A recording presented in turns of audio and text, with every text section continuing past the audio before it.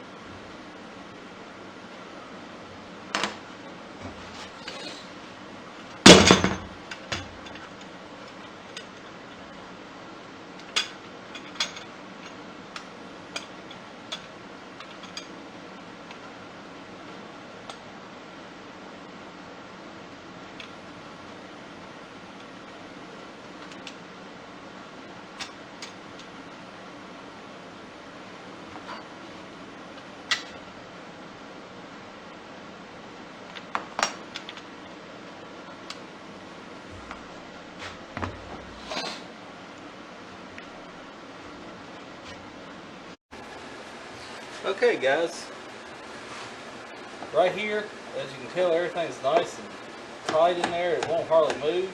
So that's what I was wanting, a real good snug fit on the T-track. So what we will do is we'll go ahead and get ready to route out for our self-adhesive tape measure, which is this side. It's this kind right here. It's a Starrett. I got it off of Amazon, and this is left to right reading, meaning that anything I pull from the saw, it'll read that way. So if I go, for an example, if I go 24 inches from the saw, which would be about right here, all I gotta do is put my stop block down and go to 2 foot, and there you go. That's pretty self-explanatory right there. So I'll go ahead and I'll get this router here set up. Now I just want to take just a little bit of cut on it. I don't want it to be too deep. It don't have to be too deep, really. Just the thickness of this, and it's really, really shallow, honestly. So I'll go ahead and get set up and take a cut there, and I will be right back with you. Okay, I got y'all set up over here at the router table. I got this piece, I believe it's cherry. I've already planed down, cut the size, and next thing we'll do is we'll go ahead and put our round over all the way around it, and also along the bottom edge. Let's get started. Matter of fact, I think I'll hold off on the bottom edge, and I'll come back and I'll just lightly, after I put my little piece of oak along this edge here, I'll go ahead and I'll just round it over a little bit, keep sawdust from getting stopped up in there. And so, all right, here we go, guys.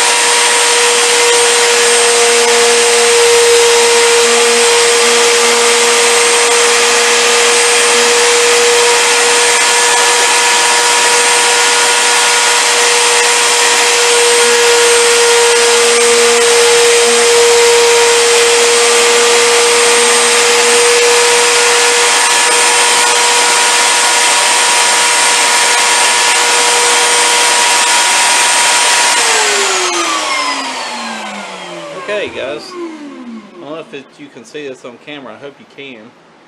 It rolled the edge over just a little bit, make it a little more comfortable for your hand as you're sliding it back and forth. I like that little profile, and I always do the edge grains first, just in case you have a little bit of blowout. You can take care of it here when you go down the sides. Good character.